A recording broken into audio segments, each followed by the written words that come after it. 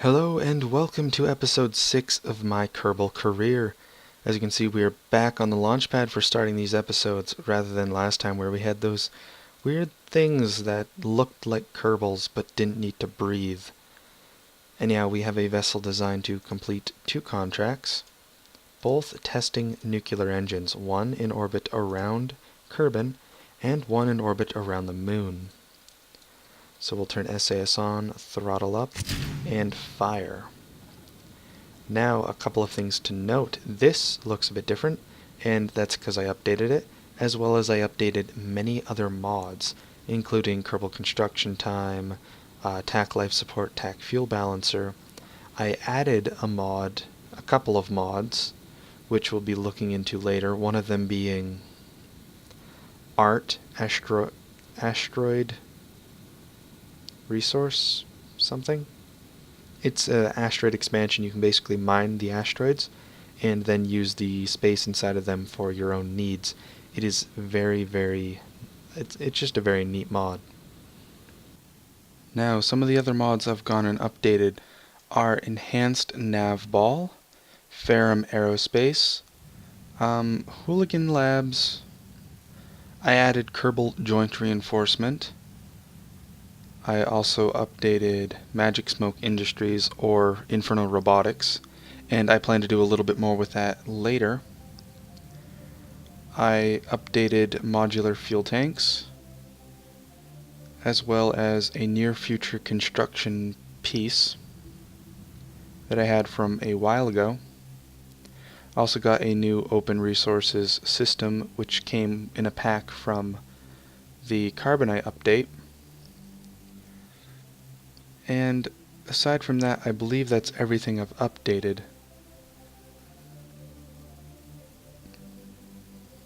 I'm just looking through my folder right now, post-commentary, to check. Oh, I also updated Tweak Scale. And I would really have liked to update B9 Aerospace. However, I do not feel as though it's safe for me to update with those huge graphics along with all of the other mods I'm using, and also I have no real use for those parts being that gigantic. At least no use for it yet. So I'm going to stick with the older fan updated version of B9 for now. Now, as far as what's been going on is we finally got into space, and I've just been playing around with my encounter for Minmus, and now that I have it, or sorry, not Minmus, the moon. And now that I have my lunar encounter, we are just burning out toward it so that we can get into its orbit and complete the second contract. As you noticed, we staged out of the first one, but we're not using the engine just because there's no need to. So we completed our burn there, and we have our encounter with the moon, so I'm just going to set an alarm for that. And switch over to my Minmus lander, because we need to bring it back to Kerbin. Now, it had a lot more Delta V than I expected it to, and I used a lot less than I expected, so we still have those bottom tanks, and I'm just holding on to them for now because I'm going to use them to slow my descent as I get closer. That way I don't have to rely 100% on the atmosphere. Now I'm just flipping it around so I can start burning, as well as I'm going to retract all of these solar panels. That way they don't get ripped apart and we have a chance of recovering them. So I have no intention of bringing down this entire bottom stage, however it does get ripped off unexpectedly, as well as my engine that I was going to use to slow myself down even more also finds its way to get ripped off. So Bill, Jebediah, and Bob are just descending with the parachute, which turns out to be more than enough they need to slow their descent and reach down into the water. So I just don't like to accelerate. Even though I can time accelerate with real chutes, I don't, just because I don't necessarily trust it. At least not 100%. So we touch down, I use a second thermometer I forgot about, and we recover the vessel. And we have received over 1,100 science from that one mission. And of course, little to no reputation, which makes Dudgan not feel too left out. So what are we going to do with all this science? Well, we are going to buy everything. And by everything, I mean, I think 4 or 5 actual science nodes. We get some better rockets, we get the nuclear control, as well as the grappling hooks, the actuators, and that fuel lines. Now, of course, this is post-commentary, so I'm not reading the exact names of each of them, but I just start unlocking all the technology that I find is going to be useful, and we'll be seeing it later on. And, of course, now that we have unlocked tons of science, it is time to check out our upgrade points, because we have quite a few of them. Now, as you notice, I did update Kerbal construction time, as I said, so the cost of buying upgrades has changed. They start off at 4 science for 1600 funds, and then progressively raised to a maximum. So I'm just spending some of my money in science on some upgrade points, and then I'm going to upgrade, of course, some of my R&D stuff and build times, which are going to help us out a lot in the future. Now, one thing I want to mention about the reset upgrades, that resets to your maximum points. It doesn't cost 2 points. You spend the 2 points, but you get the 2 reset. It's just a way of making it so that when you've completed all your research, you don't actually need to have wasted any research points into the research times, because when there's nothing else to research, what's the point in being able to research things quickly? So we're back at our nuclear contract completer because it's entered the moon's sphere of influence, or at least is very close. As you can see, that is not a real line. I just needed to wait to update because the Kerbal alarm clock does usually give you about a minute in advance. So what I actually am planning to do here, because I think it's going to be a good idea, and this is just me showing how much I don't actually understand about orbital mechanics, is what I'm doing here is changing my direction. And the reason I'm changing my direction is because if I come around and use the gravity assistance from the moon, then in theory I can basically slingshot myself back to Kerbin with using even less fuel than I'd expect myself to be needing to use. However, like I said, this just defines how bad I am at actually understanding orbital mechanics, because this doesn't go even close to how well I planned it to. And we'll be seeing that in a little bit. Now, one thing to note about these vessels that I've already launched and designed is I designed them and told Kerbal Construction Time to build them with a set amount of TAC life support resources. And that set amount, in conjunction with modular fuel tanks, is not the same amount of weight, mass, that it was before I updated TAC life support, because of course TAC life support had rebalances. So there are different sets of resources for each tank. And that actually completely messed with this vessel's design, as well as it messes with a couple vessels' designs in the future, at least ones that I started building before I updated the mod. So, as you can see, the plan of what's supposed to happen here, well, I'm just playing with maneuver nodes, trying to figure out if there's even a way I can get back to Kerbin without, well, with the amount of fuel I have. And there's an issue with that. I don't have enough fuel. So Dudgan, yet again, is stuck in Kerbin's atmosphere with no way to get home, and he's just floating. He has nothing he can do. He's completely trapped, completely out of fuel, and he's only got about 18 days worth of food. So we need to rescue him yet again. For the second time, Dudgan has found himself stuck in space and in need of rescue. Okay, so I've just been sitting here waiting for my launch pad to finish its reconditioning, as well as the rescue ship I have designed to save Dudgan yet again. So we are just going to remove Jebediah from there, because we can't have a Kerbal in there when we're trying to actually rescue Dudgan. So we'll launch it. Now this ship is of a very simple design.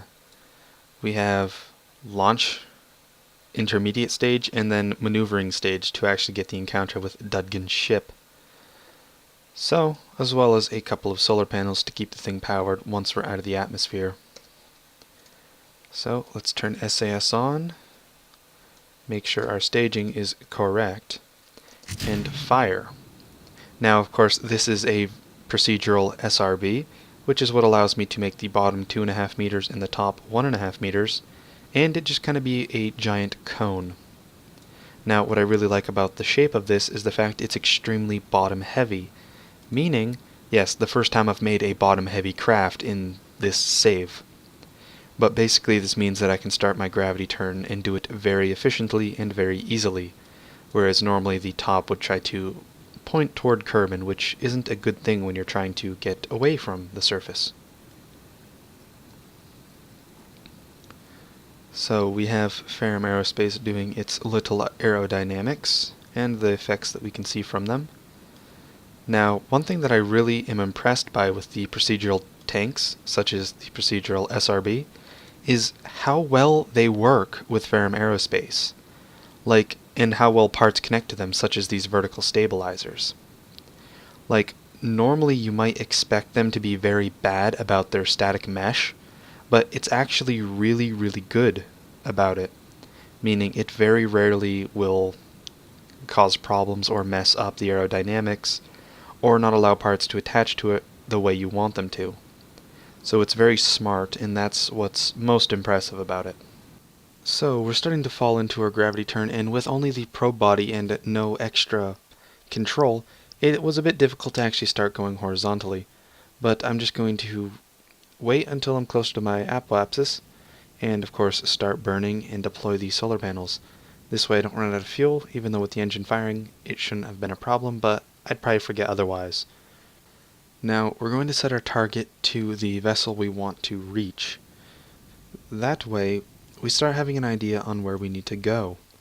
And actually encountering this vessel is going to be a little bit tricky because it's not on a perfect equatorial orbit like it was last time. Or last time we had to save Dudgan. This time I actually have to play with the new maneuver nodes quite a bit so that I can get an effective encounter. Okay, so what I'm planning to do, since I'm actually, according to these, I'm going to be getting there before before Dudgan gets there. So what I want to do is I'm actually going to go beyond the orbit and then just kind of sit out there past it and then fall back into an encounter somewhere over here. I think that's going to be the easiest way to do this since it is on a pretty definite axis and it's not a planet, meaning I can't just fall into its sphere of influence like I could with Minmus. I actually have to align these things' planes quite accurately. So I think that this is going to be the easiest way of doing things. So I'll just be time accelerating until I reach my burn, and of course begin the burn outward, which of course is going to be costing me about 800 meters per second worth of delta V, but that is quickly enough gotten. And now that we've completed our burn, at least close enough, I can start playing around with the next maneuver node to get my actual encounter.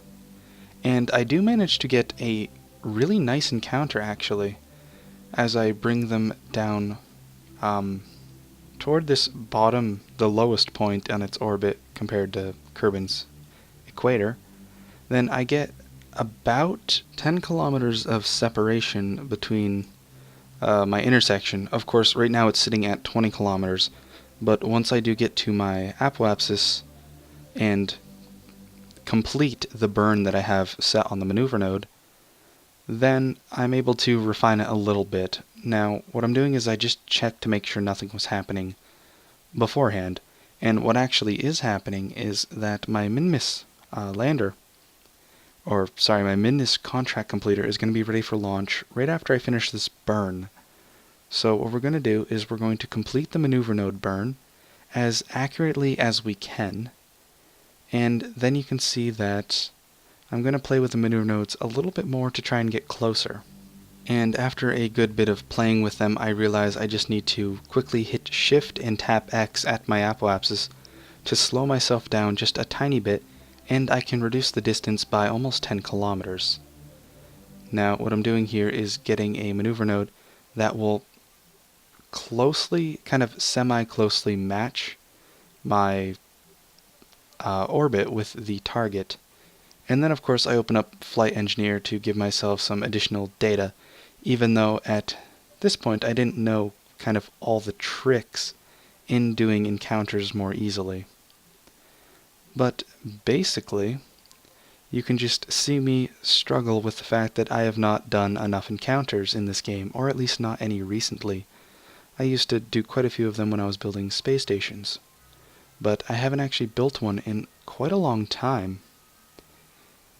So you can see I'm just kind of firing aimlessly around, trying to get it so that, well, I'm heading closer to my target, without, of course, looking like too much of an idiot. Now I do stage because I run out of fuel,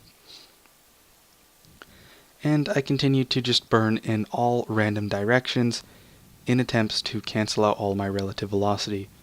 And then I realize I'll just burn toward my target and time accelerate past it, which is unfortunate. And as you can see, I'm just burning so that on the nav ball, my prograde direction is of course toward my target.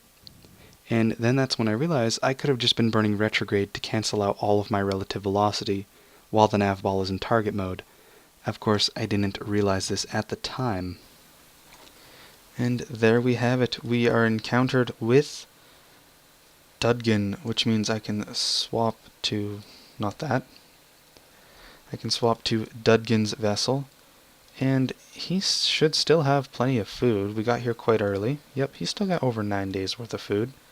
However, he has no way of getting back, and we might try to come and get this later with something, because, I mean, it has enough parachutes to land itself. But we're just going to EVA, find our vessel that we need to be going to, and just float on over to it. Now, of course, with Dudgan no longer in the nuclear contract completer ship, then it has no form of control, so it's just going to be freely drifting about. And we will just jump in here and start planning basically our escape. So we can just switch to orbital view and basically burn retrograde to lower ourselves back into the atmosphere. And we do just that. Of course, this vessel has way more than enough fuel to do so, so it's not a problem at all getting it back into the atmosphere. And if you notice, we are getting the weird UI glitch again, but I just tolerate it until I can get back to the Space Center, where of course we have our Minmus contract completer to launch once the launch pad is reconditioned. And I might do something about the timing on that, just because it's beginning to get ridiculous the more vessels I launch and the larger vessels I end up launching. So while Dudgan is returning to Kerbal, it's time to show off this monstrosity. Now what this is it is a gigantic advanced segmented solid booster surrounded by engines and fuel tanks. And this advanced segmented solid booster needs to get to Minmus, of all places. And of course I could have tweak scaled this to be smaller and easier to use, but I did not because I felt this would be a fun little challenge. So basically, the idea behind this is we launch it with these, we get it into atmosphere with these external tanks, run off the boosters here, and then there's smaller engines here, these ones down here, which will land it, and then we'll just take off with the SRB to test it while landed, and of course escape with this little tiny rocket motor on the command pod. That's the plan. Let's see how well this goes. So now the first thing that's going to be staged out is this SRB on the bottom, and I didn't quite have enough thrust getting myself high enough in the atmosphere with only the 3 on the sides, so I stuck one at the bottom that burns out a little bit earlier. That way it just gives us a bit bonus speed. And now that it's run out, we just stage it away and pretend it never existed.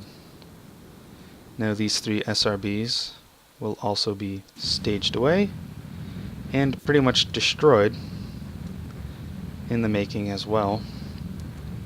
And now we have these very nice liquid boosters, which we're turning sideways too quickly. This is bad. Okay, so just let this happen. Now these liquid boosters have these additional fuel tanks on the sides, which will get it into orbit. And then they will also be our transfer stage.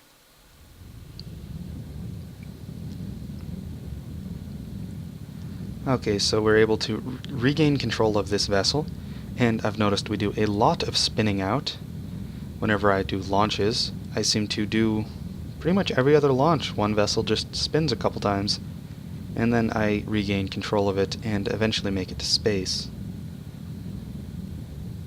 So I'm just going to keep this at about 45 degrees and just continue to burn.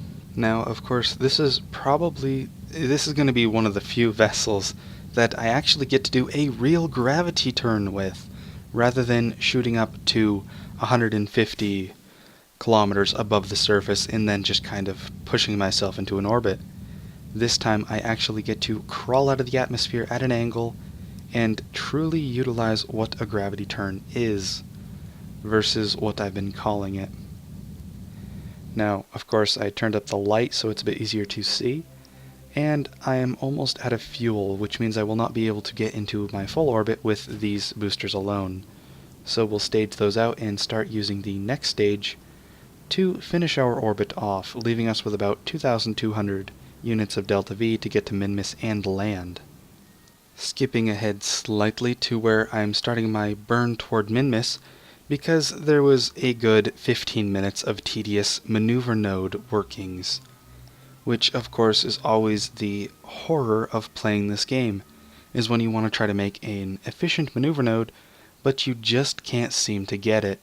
So I'm going to do something I've been doing, and do this as a 2-stage burn, where I burn out into the same orbit distance as Minmus, and then of course I use a second node to align my plane.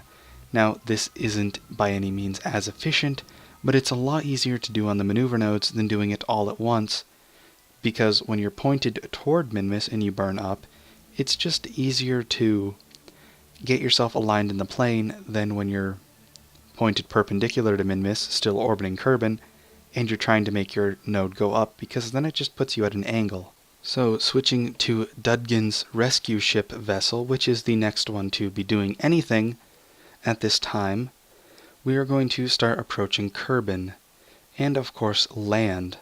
Now, for a normal moon return, we are usually going at about 2 kilometers per second, but for this landing we're going at over 3 kilometers per second when we enter the atmosphere. So by using both the parachute and the engine to try and cancel some of this velocity, then I do manage to get myself slowed down to the point where I can actually land safely. And it's also a big help to be using real chutes at this time, since normal stock parachutes would probably have ripped my vessel apart with just how suddenly they apply physics. So as you can see, for the second time, Dudgan Kerman has returned to the surface of Kerbal, and has needed rescue from being stuck in orbit. So the likelihood of using him in the future, I'm not so sure if his infamy will let him continue to be used, since he seems to get trapped a lot and needs a lot of rescuing. I guess 2 times we won't hold it against him, but maybe 3. Now the parachute claw, as you see me just naming that vessel, that is something we're going to be using to take down the space station, since we want to replace it with something else. Something a bit more up to date. I know we just put it up there, but yes, we will be taking it down. However, that will have to wait until next time, as we are at the end of the episode, at our usual ending place, which is the Kerbal Space Center. So, I thank you all for watching. This is PTTGRW, signing out.